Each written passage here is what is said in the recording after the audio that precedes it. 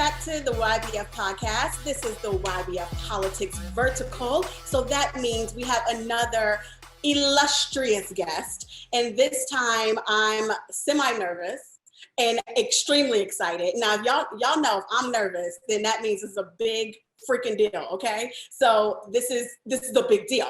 So today we have someone who is not only running for re-election, but has made amazing waves, amazing impact already in the U.S. Senate. And we have to talk to him because it's about time somebody comes and talk to us, the Black women who are the backbone of this Democratic Party. And he has plenty to say, you guys, and we have plenty to ask. So I want to welcome Senator Chris Coons to the show. Hello. Thank you, Natasha. When you said making great in the Senate, I thought I should change to this much more serious. No, we're not serious. We're only half serious around here. Like I'm in Washington, lower to my lake so I can relax. Thank you. Yeah, perfect. So thank you so much for being here. And honestly, let me just let you all know, yes, Senator Coons is running for re-election, and technically he doesn't have to do everything he's doing to speak to us. This is obviously, the Delaware primary is coming up. He has it in the bag. To me, it would seem he has it in the bag, but there's also the general elections coming up in November. And honestly, people like him who have proven themselves do not have to come out and say what they want to say and try to earn our vote. But Senator Coons is doing it anyway. So I applaud you for that, and I thank you for that, and I cannot wait to get into what we need to get into. So thank you for being here. All right. Thank you for a chance to be on.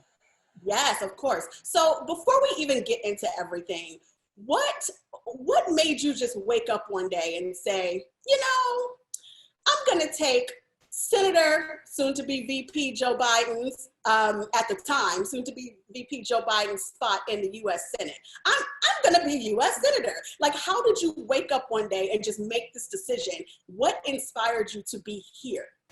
Well, that's a great question, and you're going to have to cut me off when I go on too long in the answer. The simplest, shortest answer is that I was the county executive, which is it's a funny thing. There's only a dozen states that have them. It's like the mayor.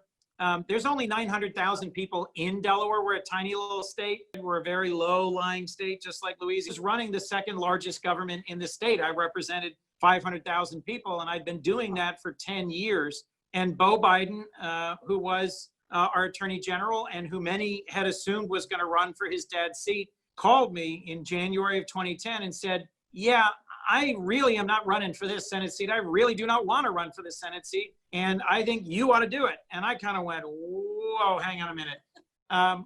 Because what he was asking me to do, what his dad and many of the other folks in the Democratic Party asked me to do, was to run against a 2-term governor, 9-term congressman who had a couple $1 million in the bank in like a 90 days. And I was in my second term as county executive. I'd been reelected. I didn't think I had another election in me. I have 3 young kids. Right. Was working hard, putting the county on a good footing. Right. And when Joe called and said, I'd be honored if you'd run for my seat, I said, I got to sit down with my wife. I got to pray about this. I got to spend a little time thinking it through. And he said, well, think fast because you got to decide by tomorrow. And right. There was a big press conference and an announcement on Monday, and I sort of found myself in the race. And many people, when I first got in, thought I did not have a real shot at it. Right. It was a long shot, and I ended up winning by 17 points. I was actually about to bring that up. At that time, you were by far not a shoo-in just because you being a Democrat and also— That's a nice way to put it. But relatively— By far not a shoo-in. Not a shoo-in and relatively unknown. I mean, but then again, you had— I was a shoo-out. But you made it happen, and miracles have been happening time and time again, especially already in the primaries. We're seeing it. So I'm super excited about this coming up election. A little worried, but excited. you know, and we're going to talk about why you are here for Joe Biden as well. So what I also want to talk to you about is we have something in common. When I was growing up, every school I went to was a Christian school or a Catholic school. I went to Catholic high school. I went to a Jewish school when I was in 8th grade, and I went to a Christian school from pre-K to 4th or 5th grade. So I've always been in a Christian school. My stepdad is also an attorney. He's a criminal defense attorney and now a minister. He went to get his actual ministry. He went to ministry school and all those things. So you also have a degree from Yale as well as a law degree from Yale as well as ministry. So I just find it so interesting how people like you and him reconcile those two things, especially with everything that we're seeing going on right now. And I love talking to him about like how, especially as a criminal defense attorney, like how do you feel about this? And he does sometimes have some competing thoughts and some competing beliefs because you kind of have to. But reconciling those things takes some genius to me. So you tell me, how does your faith influence your politics, influence your policy, and influence how you take care of business in office? Well, Natasha, you know, so two things if I can. First, I don't hide my faith. I think folks who are considering voting for me should know that my faith is central to how I get through life, how I get through hard times and good times. I do feel a calling to service, and I seriously considered serving in a pulpit as a congregational minister. I am Presbyterian, which is, you know, we have been called the frozen chosen sometimes. And I love preaching. I still preach several times a year. I preached a few weeks ago at the centennial of my home church here in Delaware. Okay. But I also think as an elected official, it's important for me to conduct myself in a way that is respectful and welcoming of people I represent who are of a wide range of faiths or who come to their work in my community from a humanist or an ethical perspective. There are folks who I understand have been hurt by organized religion. There are folks in my community who don't think that elected officials should proselytize. And so I try to keep a balance between the two. I actually spoke to the National Conference of Humanists and Atheists a couple of years ago. A guy named E.J. Dionne wrote a column about it in the Washington Post. I stood up and started by quoting Matthew 25, which was perhaps a sprightly way to begin the engagement. But I ended up saying to them, I listed off the things that they claimed to care about and to be fighting for: a more just and righteous world, a world in which there was more inclusion and opportunity for people of different sexual orientations, of different races, of different backgrounds, a focus on addressing climate change, criminal justice. And I said to them, I might come to addressing climate change from a creation perspective. I think God created heaven and earth and put us in a position to be stewards and to be responsible for it. And that's why I think it's important that we be more concerned and more engaged in the ways in which our actions here are polluting the world and are wiping out species and are harming people. That's why I think environmental justice ought to be a central concern for next administration. But you might be an atheist who says, I'm concerned about climate change and environmental justice because I want to treat people well and because I want a livable planet with clean air and clean water for my kids. I care less about why you're standing with me in this fight for environmental justice and climate change than that you are standing with me in that. My own faith teaches me that we should love our neighbors as ourselves, and we should define neighbor with as broad an aperture as is possible, addressing justice and righteousness in the way that a significantly different society we do today. And I don't hesitate to say that it's that call that I work hard to listen to. Last thing, you know, I wrote a column for a divinity, for a publication that really speaks to divinity school graduates. I went into divinity school with a perspective. I came out less certain that my perspective is the only perspective that you can reach reading the Gospels. And I would just ask of fellow believers that they humble, that they recognize that no one of us has the definitive final outcome. And so when talking to Republicans, Democrats, I try to say my first step is humility, my second step is neighborliness, my third step is love. So yeah, I hope I answered your question. No, it did. Briefly. And that actually brings me to the next larger topic of LGBTQ rights and civil rights. Because like you said, you're coming from a place of a little bit more generalized, like you've learned that there's not one way to interpret the Bible. There's not one way to understand and to apply it to everyday life. So sometimes, especially the Black community within the LGBTQ community feels a little ostracized and feels like things don't necessarily apply to them and they're not really included because of Christianity, and they might have been raised in the church themselves, but you know, they just don't feel a part of it. They don't feel like people like you, not you per se, but people in your position aren't necessarily looking out for them. What would you, and you already have a pretty diverse background in advocating for rights and advocating for civil rights and LGBTQ rights, the Justice and Policing Act, and ending qualified immunity for police officers, and I mean everything. These are things that we hear from evangelists that are like, oh yeah, we're Christian and we're this and we're that, and we stand for pro-life and pro this and pro that, pro-Christianity. But we have someone like you who also is pro-Christianity, but can see why those things that they are saying can feel like an attack on this community. So tell me about how you're feeling these days when it comes to the racial tensions, when it comes to protesting and flat out saying, yeah, I'm a Christian, and yeah, I'm, you know, of the cloth in a way, but I believe in ending qualified immunity. I believe in regulating police, maybe even defunding police. I believe in LGBTQ rights. How do you feel right now? Do you feel like it's more important than ever to be like that right now? Natasha, part of why I'm working so hard for Joe Biden and part of why I am running for re-election is to make lasting change.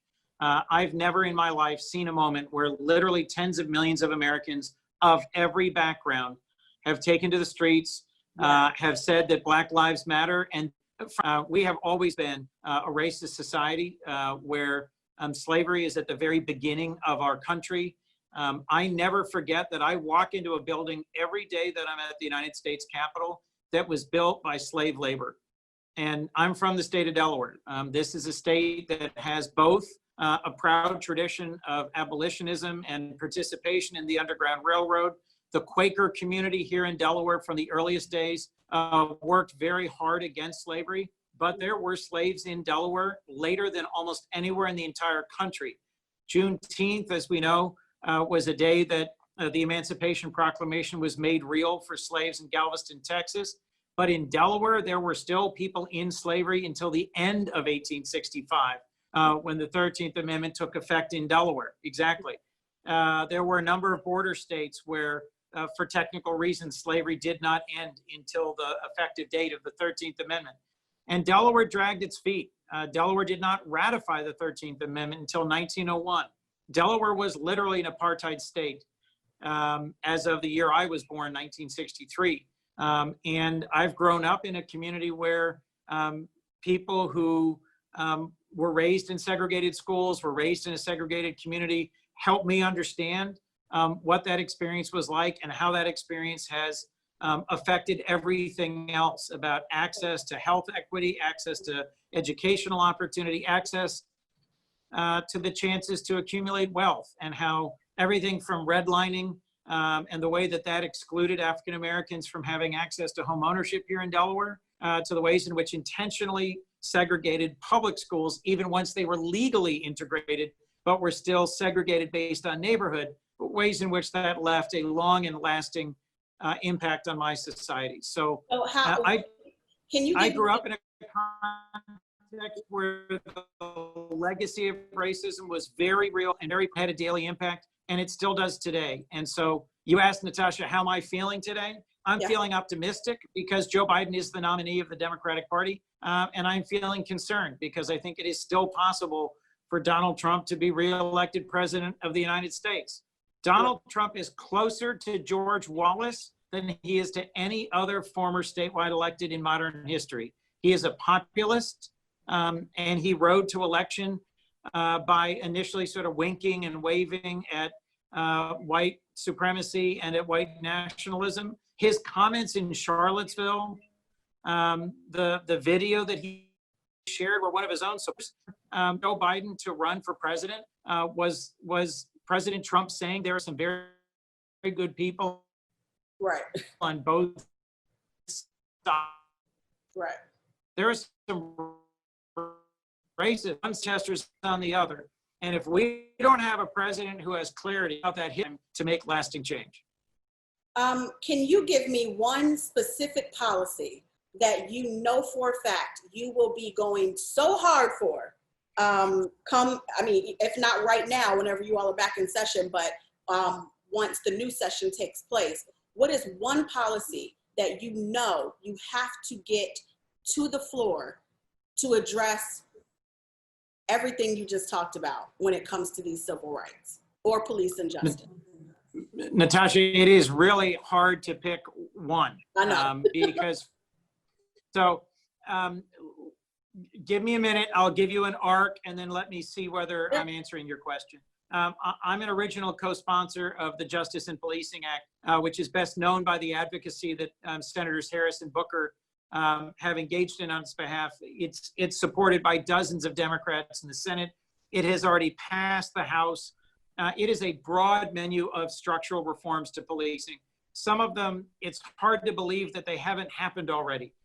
Anti-lynching. I mean, how do we not already have a law that outlaws lynching in the United States? A federal registry that allows police officers who have been kicked off the force for violating a use of force standard. How do we not already have that in the United States? And then there's others that would be significant moves forward. Empowering the U.S. Department of Justice in pattern and practice behaviors with subpoena power, so that in the case of a police department like New Orleans, like Minneapolis, that has a long record of abuse of its citizens and misusing force, there is a Department of Justice tool that they can use to go after that department in a positive way to implement consent decrees. There's a lot of components to this bill. It's one that I think we should take up and pass early. But Senator Wicker and I introduced the Driving for Opportunity bill just 2 weeks ago. And it's got support from the ACLU, from the Leadership Conference on Civil Rights, from the Human Rights Campaign, from a dozen different progressive civil rights and civil liberties organizations, but it's also supported by very conservative groups, Americans for Tax Reform, the Koch brothers network, and 11 million Americans have had their driver's license suspended because they can't pay fines that are unrelated to driving. These are criminal fines. And if you have your driver's license taken away, you're more likely to be likely to lose. Yet this conservative white Republican to co-sponsor with me a bill that would make a real difference in the lives of millions of Black and brown Americans, I think shows how I try to approach legislation. Right. I have the Justice in Policing Act is a prophetic act that we should take up and pass immediately. Yes. But if we don't get there, if we don't have a Democratic majority in the Senate, we don't have a Biden administration, I'm still plugging along, working on a bill, this Driving for Opportunity bill, that can become law even in my current context. That's a summary, Natasha, for how I try to legislate. Yeah. Keep your eye on the biggest prize, but also make progress day in and day out on things that'll actually matter for people's lives. So I'm going to come back to reaching across the aisle in just a second, but really quickly, can you state how you feel about defunding police? What is your position? Sure. I know that there are advocates who actually believe that what we ought to do is dramatically defund the police, like literally take away a third of their funding and lay off thousands of cops and help shut them down. I don't believe in that. I think that we need to transition who is doing and who is policing and how they're policing, so that urban policing looks and feels and is experienced more like suburban policing. And let me just give a concrete example. When I was a county executive, the agency, the law enforcement agency that I was responsible for, you had to have a college degree to become a police officer. They were well paid, well equipped, well trained, and we had specialty services like response units for mental health. If there was a 911 call that seemed to be more about substance abuse or mental health or homelessness or housing, many of the communities that we were policing, which were mostly suburbs, they had healthcare. We had resources to deliver a response that was more about housing than it was about law enforcement. If you deploy law enforcement resources to a call that is really a public health call, you're going to get a law enforcement response. And so in many urban centers in America and in the majority minority neighborhoods that were our response in Newcastle County, where I was the county executive, you have to have a couple of critical differences. You have to have a broader, inclusive, and representative force. Today, the chief of police in Newcastle County is African American. And a long trajectory over a decade of increasing the diversity of that force was an important priority for me. But you also have to have a broader range of people delivering responses to things that shouldn't just be a police response. So when I was a county executive, we had a tragic incident where a mentally ill adult man ended up dying. And the law enforcement, the 4 officers who responded, followed their training. Now, this was 15 years ago. He didn't need to die. That should not have been a violent encounter. And the National Alliance for the Mentally Ill, their chapter president called me, yelling at me the next day saying, you know, you're running a bad police department. And I spent years working with her and working with NAMI to make sure that our police department had different training, different response standards, and different resources. What I think is the best way to respond to the call to defund the police is to increase funding for mental health response, for housing and homelessness response. There are lots of incidents that really are better dealt with by folks who are trained in responding to a man who's having a schizophrenic moment and who doesn't need to die as a result, but needs access to health care. So, you know, perhaps I've gone into too much detail, but in my own career, I've seen the difference it makes when you respond to people as people, assume that everyone happens to be a threat just because they're Black or brown. Fund the root of the problem, not the response to the problem is what you're saying. Correct. So what I wanted to really quickly, the gun reform, I don't really love talking about gun control because it is what it is. Either you believe or you don't. But it is interesting coming from a Christian perspective. And especially now when we see the imbalance in how Black people with guns legally are treated versus white people with guns. We've even heard, you know, people that are in office right now saying, you know, oh, well, that looks like a mob. If a group of Black people have a gun, that's mob mentality. Why is that mob mentality? What is your take on gun reform or gun legislation? What is your take? Well, I've co-sponsored and advocated for a wide range of what I view as responsible gun reforms. I've been endorsed by Moms Demand Action. I've been endorsed by Everytown because of my advocacy for gun violence reform. One of the things I try to do year in and year out, month in and month out, as I talk about gun violence is to remind people in my community and across the country that there are daily tragedies in communities of color. Someone I've been very close to for decades, Natasha Newton, lost her brother here in Wilmington in a broad daylight downtown shooting. And there's something upsetting about there being a national focus on gun violence only when it's a shooting at a majority white suburban high school in Parkland, Florida. This is not meant as any disrespect for the families who lost beloved children in that mass violence incident. But when there's a mass shooting in the suburbs in Connecticut or in the suburbs in Florida, and suddenly there's this wave of senators coming to the floor and there's a national moment about it, one of the things I keep trying to say is loss of life through gun violence is happening day in and day out on stoops and neighborhoods all over this country. And it should not be a crisis only when a group of white kids in a suburban school gets shot and killed. It has to be recognized as a tragedy that is really weighing on the hearts and lives of moms all over our country of all different types. Lucy McBath is someone who I suspect you know well, was elected to the United States House of Representatives from a district in Georgia who lost her own son in gun violence, and who I think is deserving of enthusiastic support by those of us who see gun violence as an issue that impacts families of all backgrounds, but frankly, is a weight that is borne more heavily by Black and brown communities, where an audience that is underreported and underaddressed. I recognize and respect the centrality of the Second Amendment to the structure of our Bill of Rights and our Constitution, but I think we have gone way too far in limiting it. in allowing the ship of war.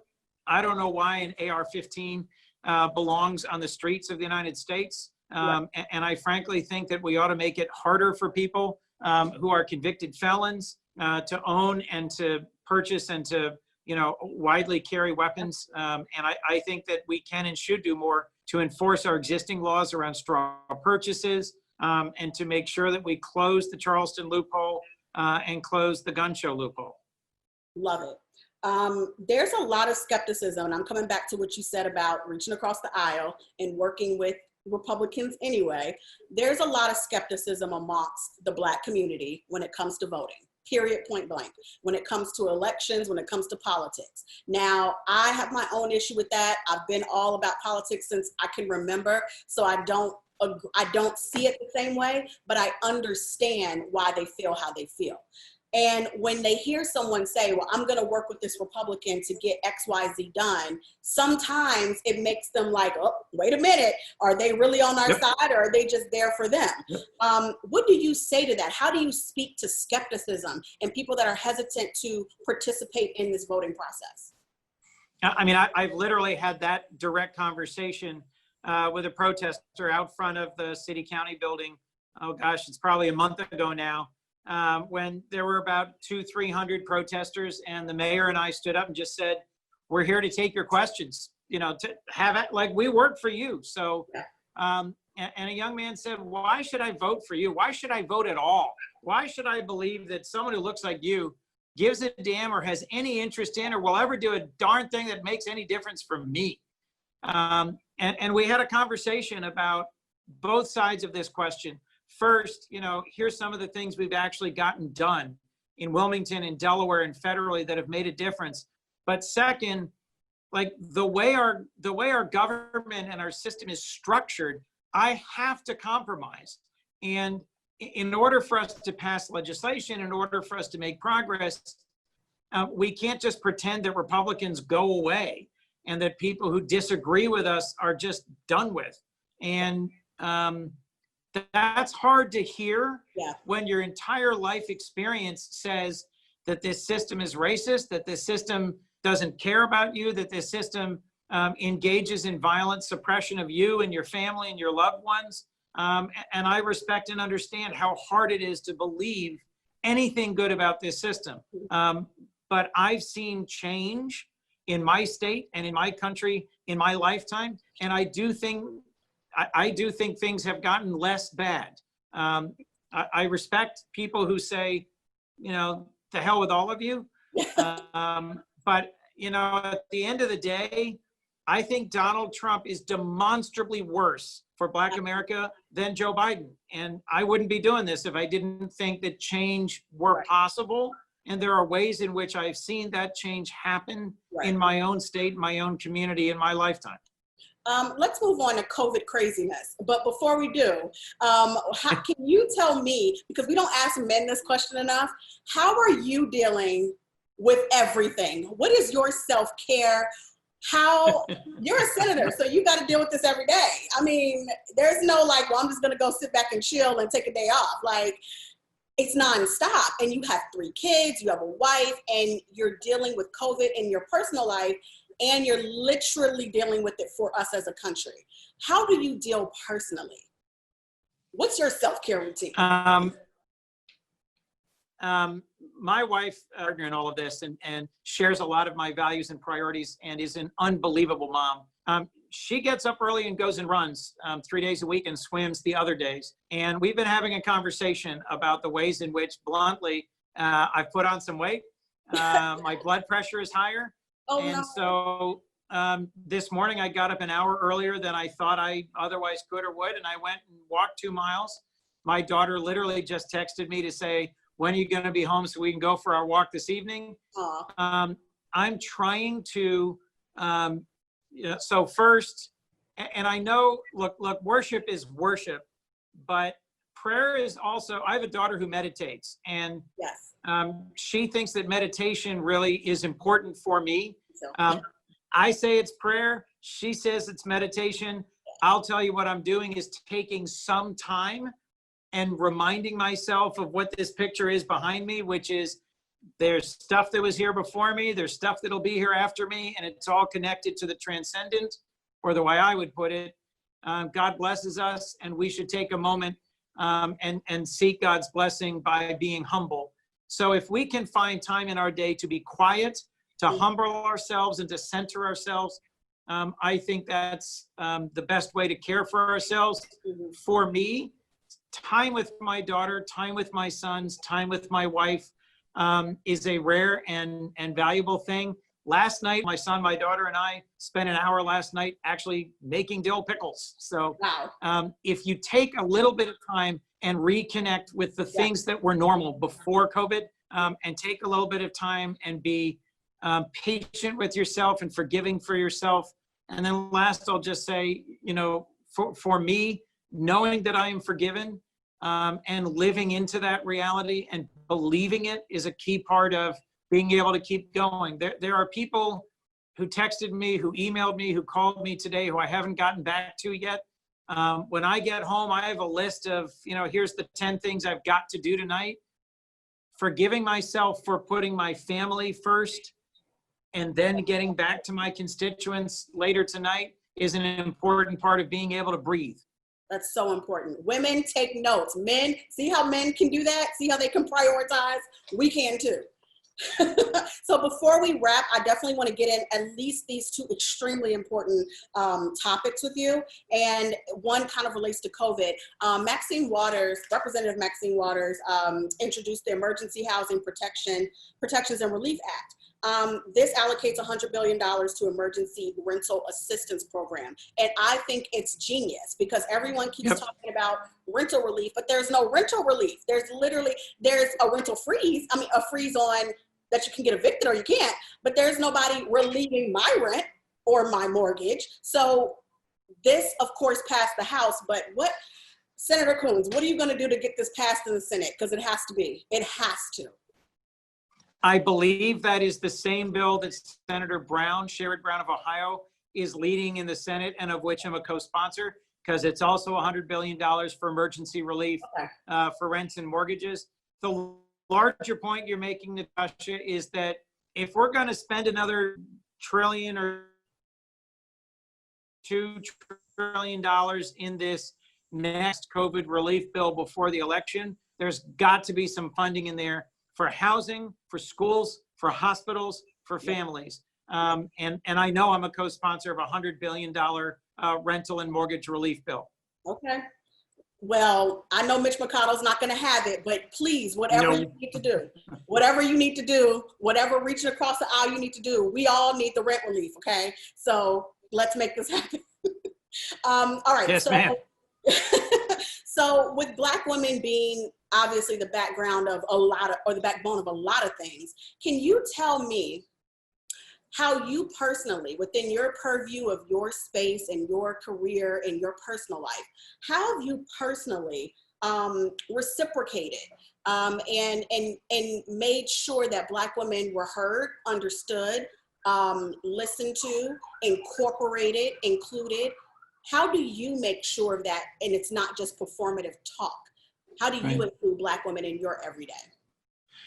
So sort of small, medium, and large, short-term, long-term. One of the people who just texted me before I started this call with you is Cynthia Curtis. I still call Cynthia Pumpkin. I've known her since she was 10 years old. She's now 40. She's a hairdresser, but she's also, to me, that wonderful, awkward, spindly kid who I mentored when she was in middle school. Oh. And one of the ways that Cynthia has been an enormous gift to me, Cynthia let me be a part of her life. Oh. She let me know about her mother's struggles. She trusted me to be a part of the circle of people who comforted her when her mother passed. And she's someone who I've managed to stay friends with and stay in touch with for what is now 30 years. And so on a personal level, her journey, her struggles, you know, when I was talking to her literally in 8th grade at Bancroft Middle School and said, what do you dream of? What do you want to be? She wanted to be a hairdresser. And she wanted to be a hairdresser because she understood the role that Black women play in support and education. She wanted to be an entrepreneur. She wanted to own her own business. She wanted to be in charge of herself and her life.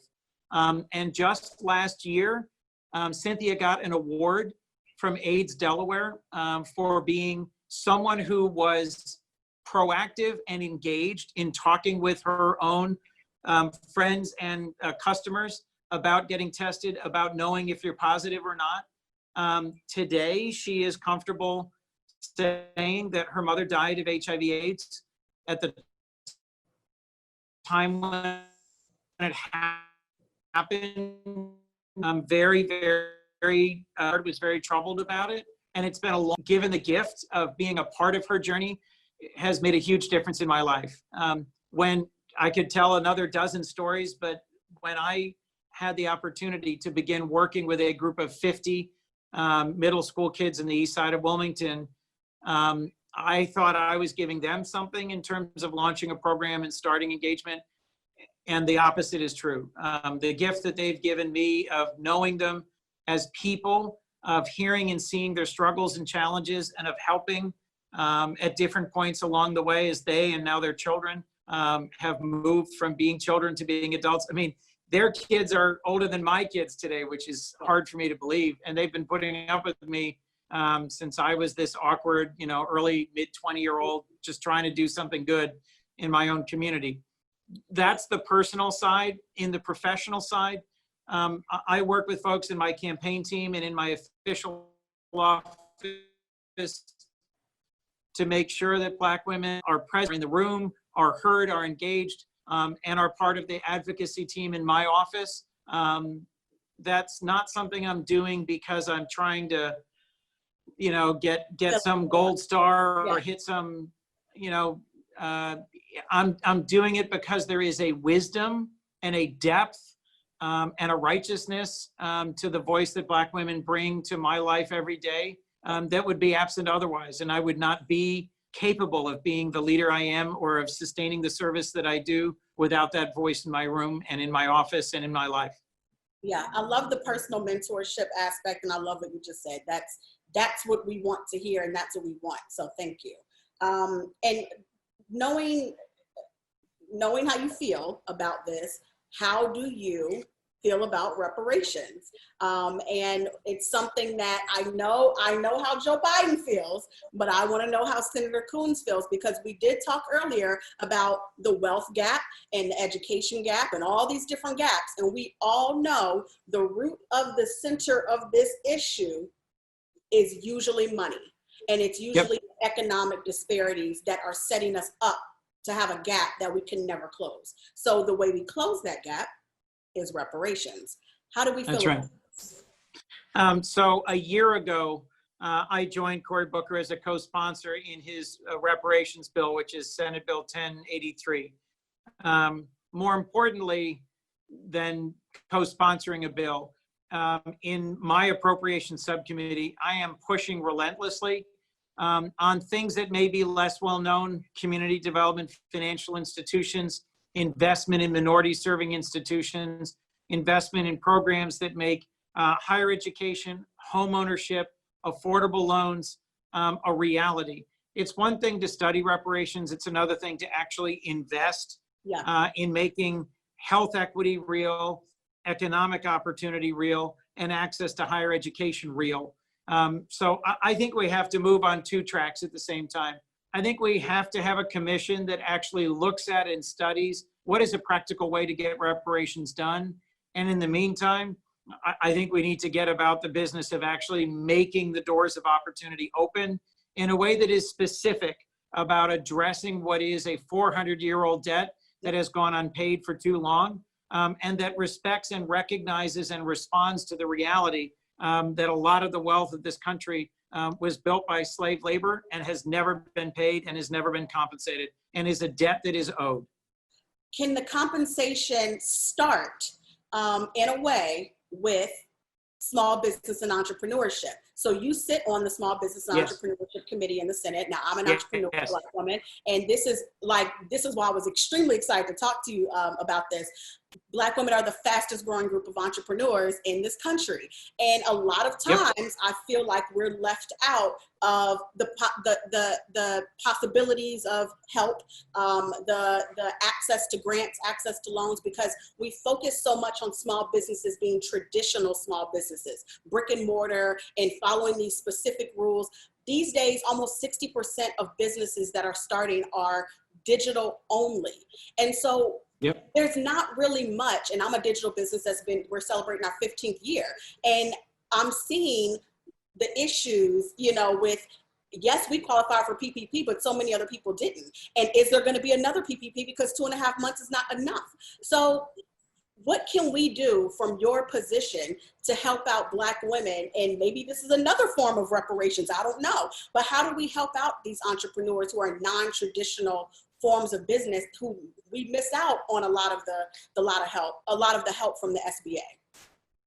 A bill that I've introduced and I'm going to fight hard for when we get back next week into session is the Prioritized Ppp Program, which focuses on, it specifically dedicates $25 billion in a rapid second round of PPP loans to those businesses that employ 10 or fewer and that suffered 50% or more revenue loss, where the explicit goal is to try and reach the unbanked, the underbanked, those who took the hardest hit, which is overwhelmingly women and minority-owned businesses. First. Second, one of the things I'm pushing for in my appropriations subcommittee is an additional $1 billion for community development financial institutions that will prioritize loans in minority-serving institutions. In the east side of Wilmington, there's something called Stepping Stones Federal Credit Union that I have in my mind as the example of what it is we're trying to accomplish, which is to provide access to credit for starting a small business, for buying a home, for avoiding predatory payday lenders, for dealing with some of the ways in which the Black and brown communities of the United States have been historically disadvantaged in terms of access to credit and in terms of knowing about and participating in SBA programs. If we move towards a Democratic-controlled Senate and Ben Cardin becomes the chairman of the Small Business Committee, I am optimistic that we will see a dramatic expansion in programming that is specifically prioritizing African-American businesses and women-owned businesses, partly because of his own experience in Prince George's County, and as someone who represents a community where there is an enormous amount of African diaspora entrepreneurship and Black women-led entrepreneurship in his own home community in Baltimore. Love that. Perfect. That's what we want to hear.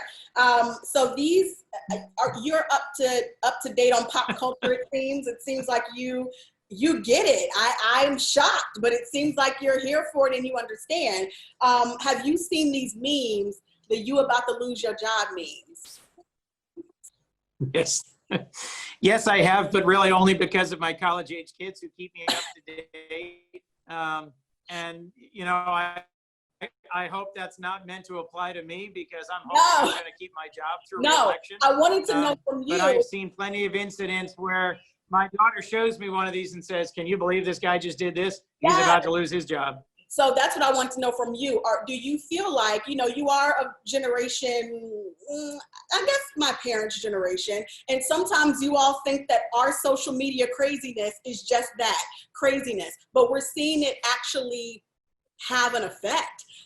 Do you co-sign that? Is that something that you encourage? Like, yeah, I mean, it seems all kind of fun and quirky, but it's actually creating some solutions. People that are racist or sexist are getting fired from their jobs, because we cannot say, these jobs like Nike and all these other corporations can't say, oh, we're not for racism and we're trying to change, but you employ or admit to your school racist people. So are you, That's right. Do you agree with this? Are you okay with the social media culture? And some people like to call it cancel culture, but what do you think about it? So I mean, we could go into lots of examples. I'm forgetting his name right now, but the birder who was in Central Park, who had a confrontation with a white woman who's like yelling at him and saying, you know, I'm getting on the phone and saying you're threatening my life. She had some very negative repercussions in her life, and she should. You shouldn't misuse white privilege and your ability to call 911 on somebody to harass and oppress and abuse. And so, you know, I thought it was remarkable that he chose to forgive her. That to me was a striking act of grace. But, you know, frankly, millions of people got to see her behaving in a really bad, and I think to the extent that for far too long, white privilege has been made real in small but painful ways. You know, you've got a young white person, young black person go into a store. Who gets followed? The black person. Who gets told, no, we're not open anymore? Who gets told, I can't cash your check right now? Who gets told, oh, we just rented out that apartment? You know, when I was in county government and we would do fair housing enforcement, a lot of how we had to do fair housing enforcement was to send a white couple and a black couple to the same house the same day and have them both apply. Today, with these things, you know, with the power that cell phones give us, it is possible to know about, to call out, and to fight back against explicitly racist behavior in ways that weren't possible before, because not everybody in the country could document it. Yeah, I completely forgot to bring this up during the PPP discussion. It just reminded me something you said, because we're talking about seeing people do crazy things and documenting it, because now we can. We've seen companies like Kanye West and the Yeezy organization, and Jared Kushner's friends and people like that were all qualifying for all this money for PPP that really should not have qualified. How do we reconcile things like that when we're calling it out, yet nothing is happening even when we call out the foolishness that we see and the wrongdoings that we see? How are we going to prevent it from keep happening again when it comes to money, not just somebody being racist, but also nepotism and also favoritism? Like, how are we reconciling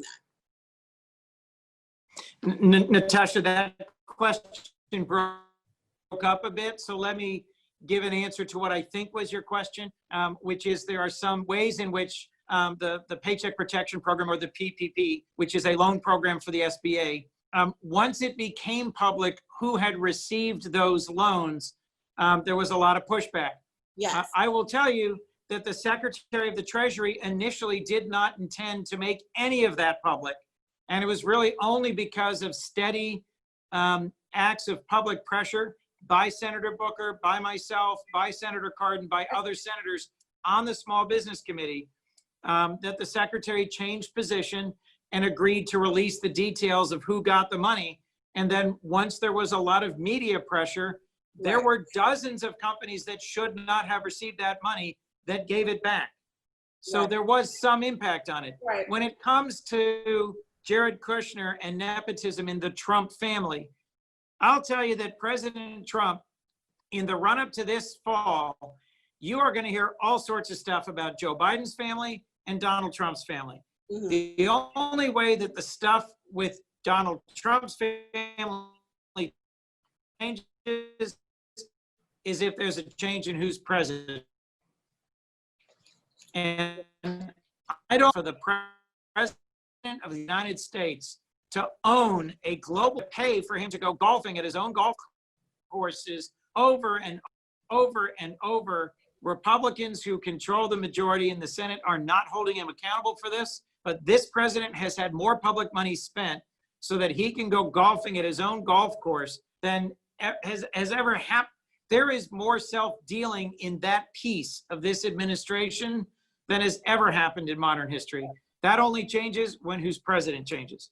Agree, 100% agree. So we have to wrap, but I do want to end with, I want you to tell our readers, listeners, viewers, tell us what we need to know about Senator Coons and about what is happening in America right now. What kind of words of wisdom can you leave us with?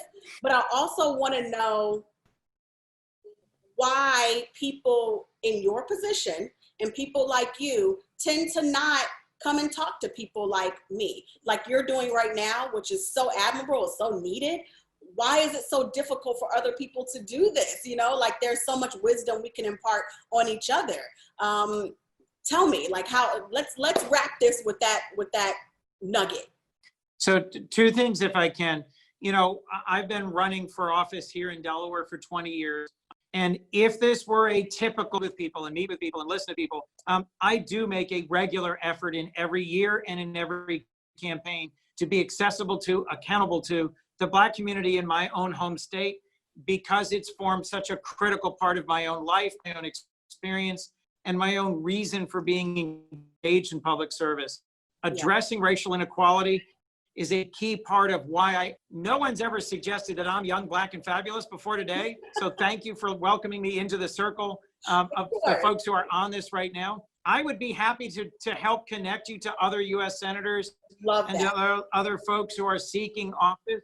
Part of why this is important is so that you have a chance to hear from me directly, ask me questions directly, and to hold me accountable me that you'll let me back on again in the future and we'll have a chance for a second interview. That is what I hope as well. I really, really, really appreciate this. Thank you so much. Good luck to your daughter as well. I know she started at NYU, and with all this craziness happening, I hope everyone stays safe and she can still go to school and do what she needs to do. And you can be dad and encourage her to stay safe.